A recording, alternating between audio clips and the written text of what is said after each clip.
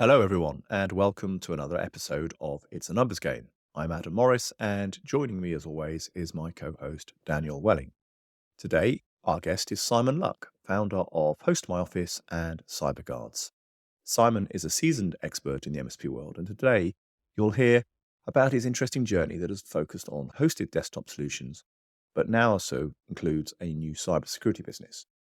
In this episode, you'll learn how hosted desktop solutions still have a place and serve niche markets, the opportunities for MSPs in delivering cybersecurity solutions, and how to simplify complex technical offerings into digestible, business-focused conversations that resonate with clients. So, ladies and gents, we welcome Simon Luck.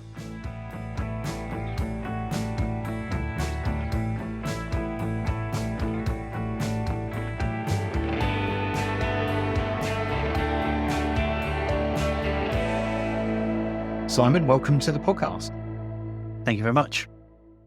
So, Simon, you and I, we've never met in person, but had a really interesting conversation recently, understanding your current endeavors in the MSP world and also a really interesting journey. So perhaps you could just give us a potted history of how you came to be involved in the MSP world.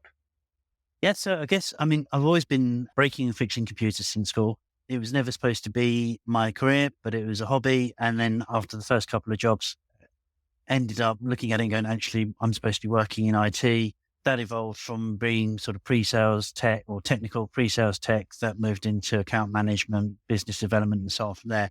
Set up the MSP business, Host My Office, about 12 years ago. And we look after clients majority across the Southeast, but that does stretch national. And our niche has always been around hosted desktop. The basis for that is it's one platform. So rather than having, say, 300 clients with 300 different platforms with then different end devices running, 10 or 11 or whatever the versions might be, different service packs. It's one common platform for our engineers to support. So that benefits our clients, it benefits our retention for staff. We make the investment on all the backups and, to provide the business continuity, disaster recovery, all that kind of stuff.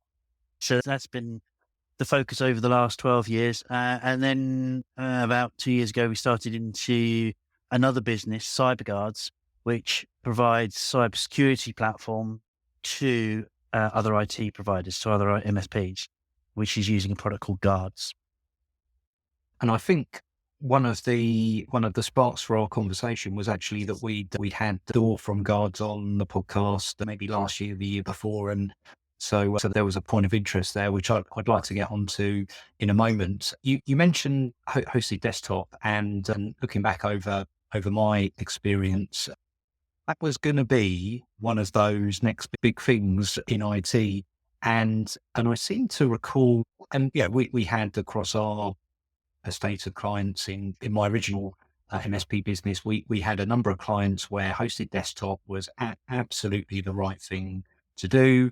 It did come at a premium though, and there was a different risk profile around it. How have you navigated that, or have you seen the same thing, or have you found like there's a real definite niche where hosted desktop did and still does persist as a solution? Yeah, so I would say that hosted desktop isn't going to be around forever. I think it's probably got another 10 years for it. And it still has its niche for certain industries. So if we take our professional services, accountants, legal, insurance, those guys, they still have a lot of on-prem solutions or clients that use the on-prem solutions. So be it if you've got an accountant, they still might have clients which are using previous versions of Sage, for instance. And so they can load multiple versions of Sage onto the hosted desktop, just fire it up, especially this time of year with self-assessment and their year ends, plug in the data, and then run that for that particular client rather than having Sage installed on many devices. There is still the need for or the want and appetite for having the data in one point, it not being reliant on another public sort of space like SharePoint or AWS or whatever they might be using. But equally, we have seen that for the smaller businesses, things like SharePoint, which 12 years ago probably wasn't as resilient as it is, but definitely wasn't as resilient as it is now, and was in its infancy is now probably more suited for those businesses. But there are certainly lots of on-prem solutions still out there, and clients wanting to use it for, accessing the same pot of information in the same way for their team to see, not wanting to move across to SharePoint, and happy with how it plays out. So it's interesting, isn't it? Because certainly it's something we played with 10, 15 years ago, I suppose, working out who do we partner with and trying to get a head around it and was it cloud? Is this what cloud was, or was cloud something else? And trying to sort of understand it. And looking back on it now, and in terms of where it is, I suppose it looks like it's a 20-year, maybe 25-year segue into what cloud is, perhaps, or fully software as a service, shall we say. And we weren't quite sure what things were at the time, but it kind of looks clearer now. It's interesting. It is interesting how the professional services, accountants, lawyers are still focused on it, and how some of those larger line of business applications certainly used to be slow in moving across. I mean, is that still the case then, Simon? That you said there's maybe a decade sort of left in this industry. What is the situation with those bigger sort of line of business players, the Sages, the others that are out there in terms of their strategies? They're obviously definitely moving across. The Sage, the Iris, they've got their own cloud, software as a service platforms now. But whether the appetite from the client, the end user, is to move over into them, whether they're looking at other solutions, so whether they're evaluating costs from an Iris or a Sage or whatever that vendor might be. There's equally businesses, the smaller, more niche applications that are out there, where if you to actually migrate it from one platform to another, or to update it from one platform to another, comes to the end user at a high cost. I know, for instance, we have a client where to actually upgrade them from the on-prem solution to their cloud solution is about £100,000 or more. And for them, that it's not broken. So why do they need to make that investment? And we've virtualized the application, put it into the hosted environment, and it's working well. And so they can keep that money back, or invest it in other tech. So that's where I think it's still going to be around for a while. And equally, we publishing apps through Citrix again gives that feel of actually using the cloud base. So we're working with partners where they may have an application which still is on-prem, but to deliver it to their clients, they'll actually publish it through Citrix. So they get the same sort of app feel or web feel, but actually it's still running back on a hosted environment.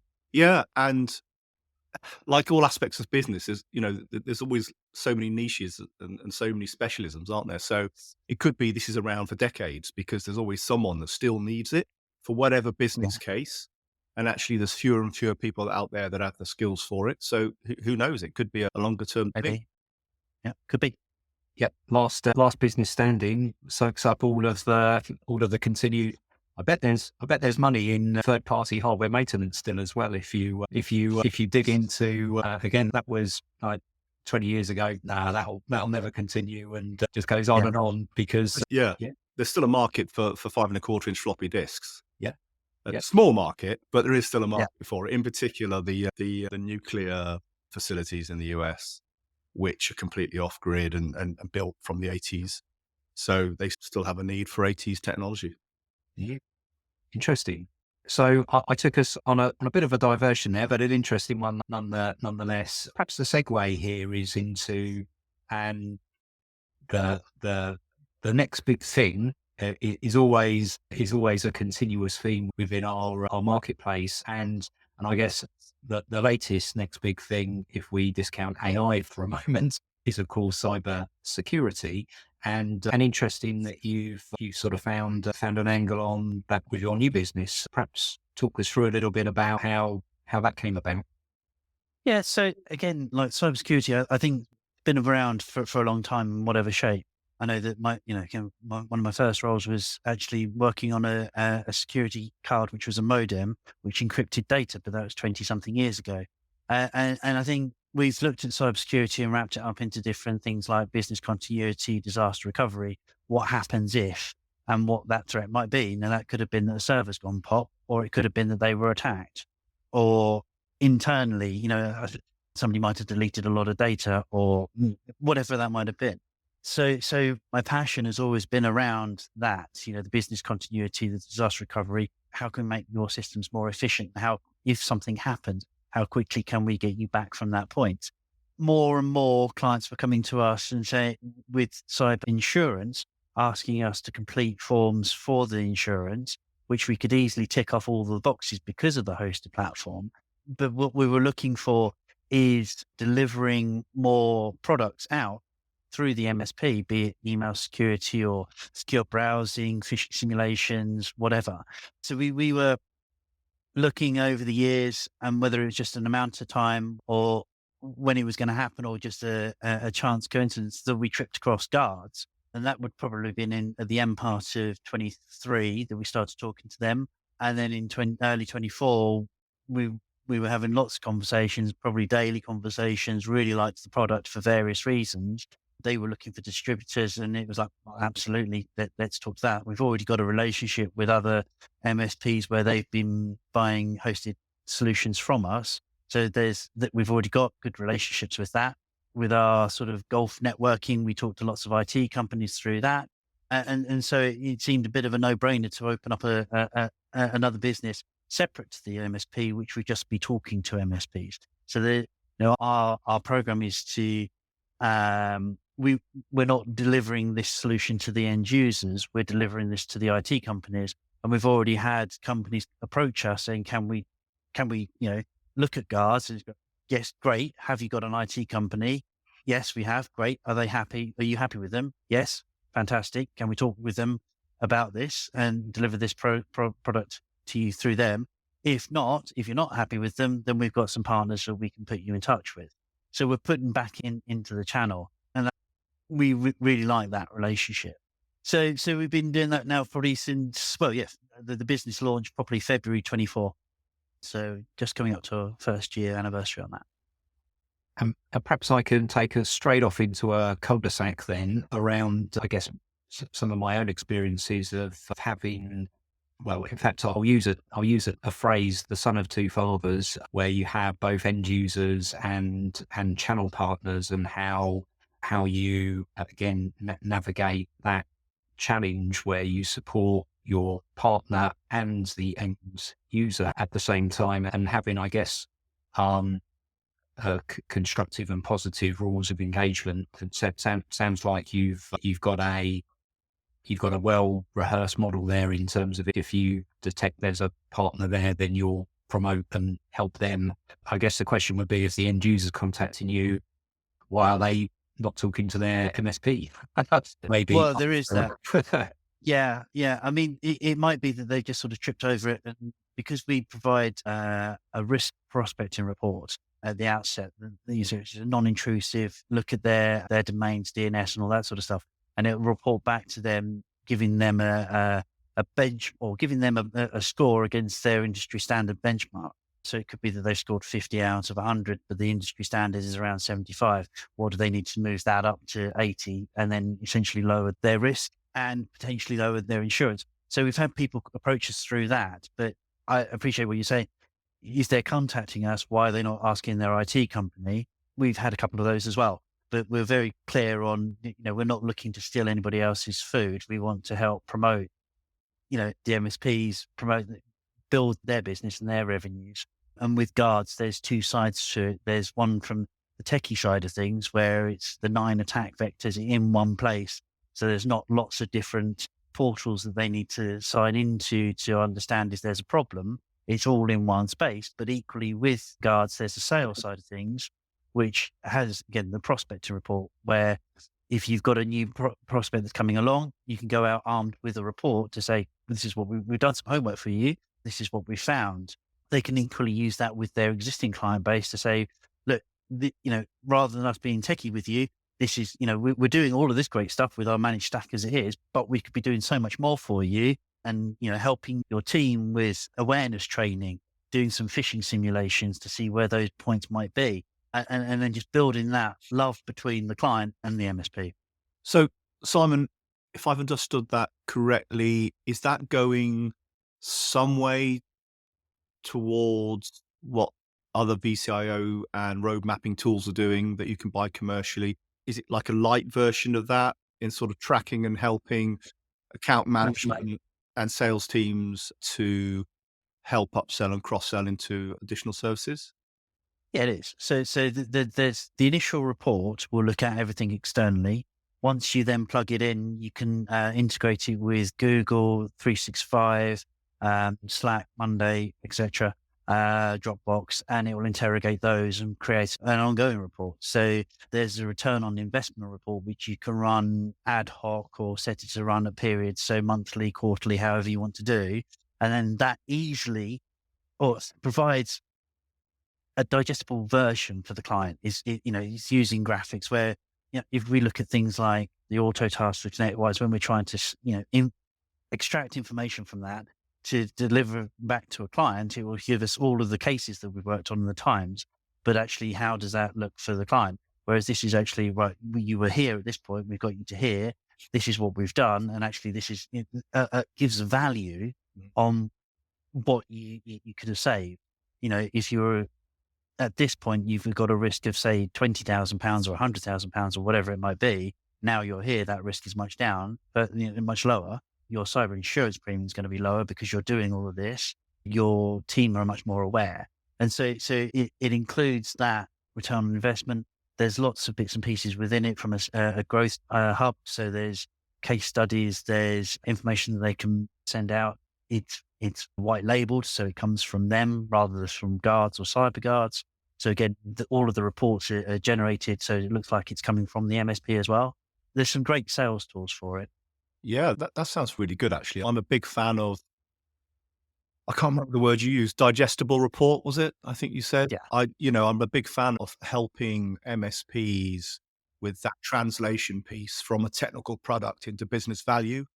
Because, quite frankly, our clients aren't interested in the technology. They're just interested in the ROI or the outcome, aren't they? So I'm a big fan of that. So just taking a step back then overall, if you're in the shoes of an MSP owner out there, potentially listening to this podcast, and you're thinking about the complexity of the security space and you're not sure if the tool sets you have today are the right one and you want to, do a bit of a review, what might you say to them to help guide them around what's important, what to focus on, and how to go about working out what a fit might be potentially? I think it depends where we are on the MSP journey and what products you might actually have in the stack already. So you could be a beginner status, if you will, setting up an MSP, starting to look at security products. Maybe they're looking at email security. Maybe they're looking at secure browsing or endpoint security. What are the products that they're looking at for that? Are they individual? Are they coming from one space? What's the cost of actually onboarding? What's the cost of actually supporting? How much training is required? Where do they want to then go? Then you've probably got your intermediate, where they've probably got more of the security stack. But again, where's that stack coming from? Are they using best of breed products? Are they, again, what's the cost of actually onboarding the client? How quickly can you see where your most at risk client is? And indeed, what's their most at risk team member within that client? Are they getting reports back from Microsoft from things like suspicious rules or logins or whatever? How they look, what's their processes and procedures around that? And what cost is that to them, as in time cost? How are they managing it? Is somebody managing it? There might be that sort of rush of like, yep, got this, I'm going to do this. Who's appointed to look after that on a technical basis?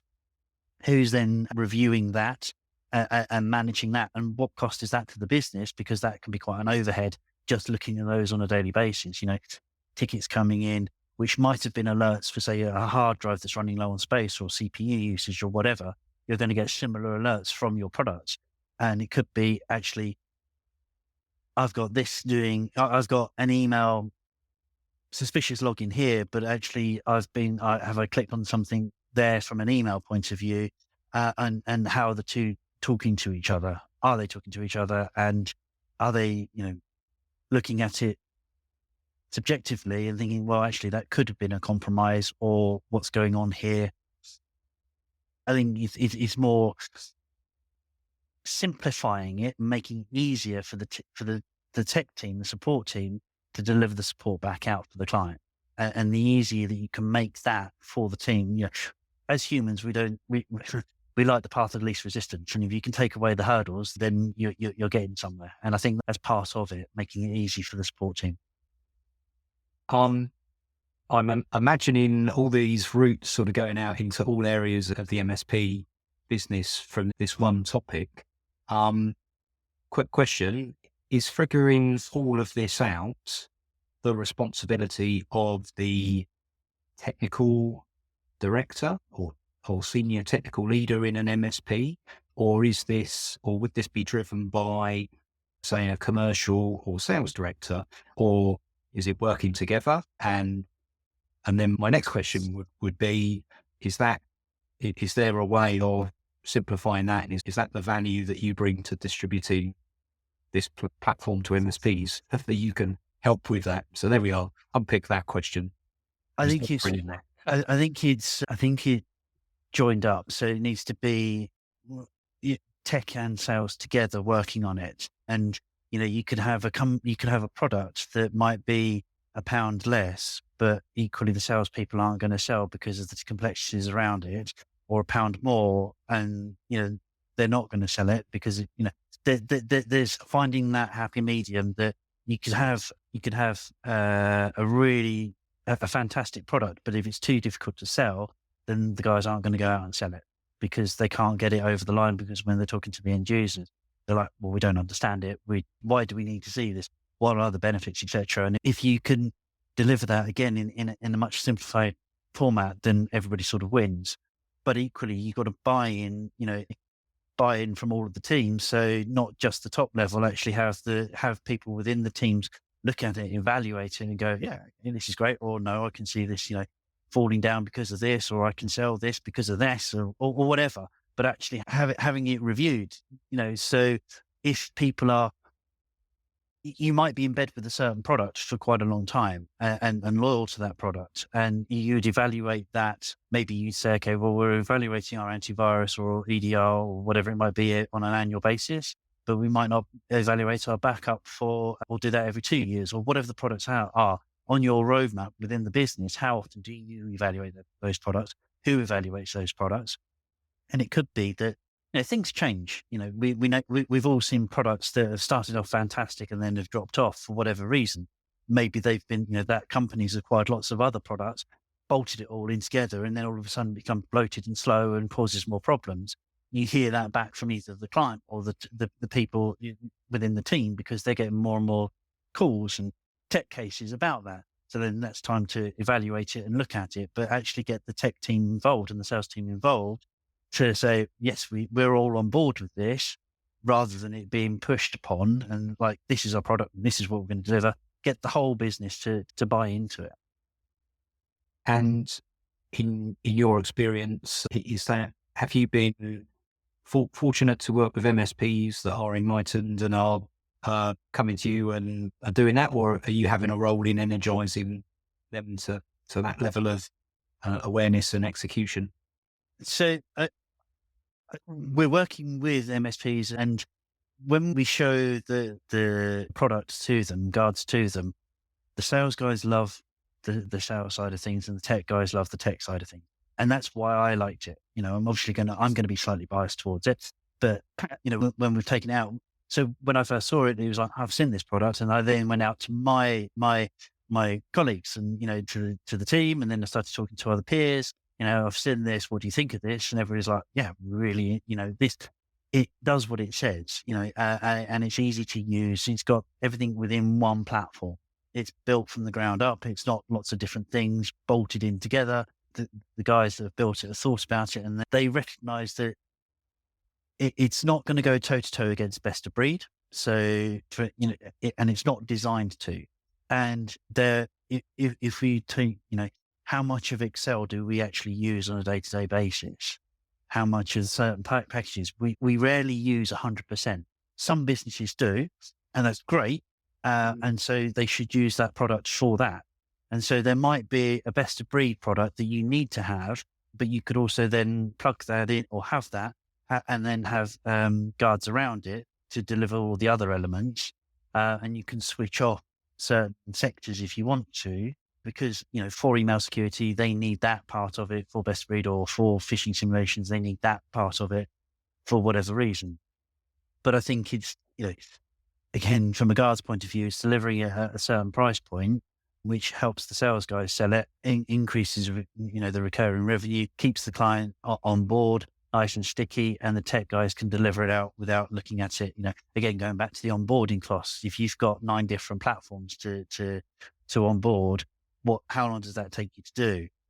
Guards, you can connect it to 365 and it can start working within minutes. And so that's the onboarding process where, and as I say, you can sort of see, you can see who are your most at-risk clients straight away within the platform, who's the most at-risk employees within that. And that's tying all those attack vectors together in one place rather than going and having to pull those reports from 9 different products or however many different products into one place. And Simon, so the Guards product has a number of products or services within it, which do different things. And if I understand this correctly, you buy the whole thing. What do you recommend to your clients, that they slice and dice it up and sell parts of it individually, or bundle it all together as a single solution with one price? Or, is that territory you get involved in? So yeah, with Guards, we're providing our webinars to our clients as well as, so we're sort of continually working with them and their sales and tech team as to how to deliver this. More so with the sales side of the team, so they can go out, but obviously we've got the tech side of things as well as to how to onboard and answer any questions.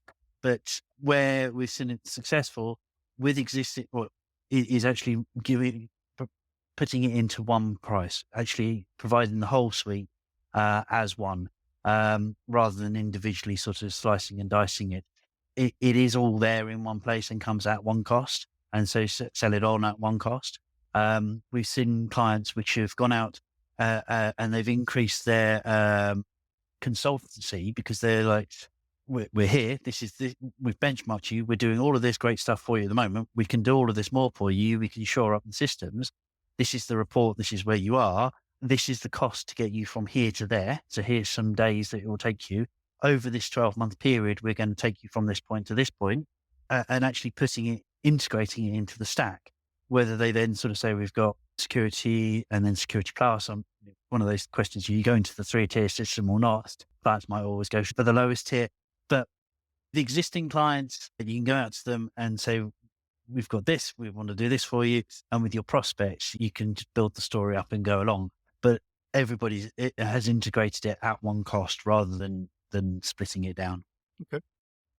And to some extent, I think we're out of time, but to some extent, does that mean you're saying to the end clients, there's a difference between what we do and what others do, because we're not going to keep coming back to you asking you to buy this over here and that over there.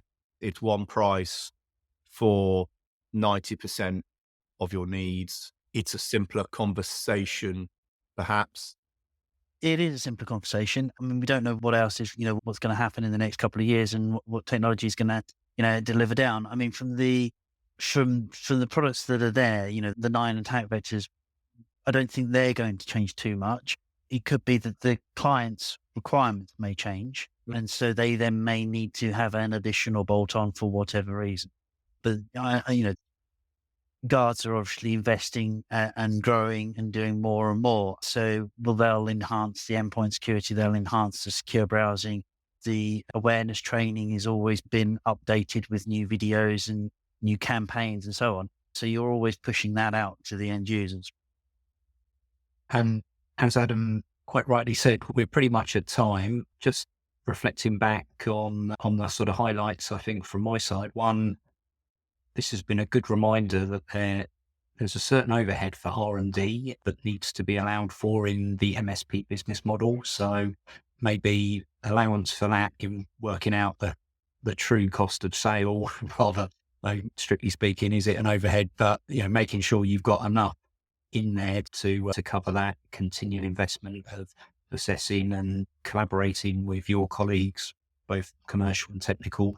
And the other thing that I think I took from today was, even though we're making it easier for the end user to consume, well, understand and consume, digest the concepts and the products and services, this won't sell itself. There needs to be a TAM role of some description that's driving and pushing and managing the adoption of this. And I think that's probably, we should revisit the TAM topic, I think, in a future episode sometime soon. We've talked about the TAM role a few times, but this definitely was a nice reminder for that. So any final thoughts from you, Adam?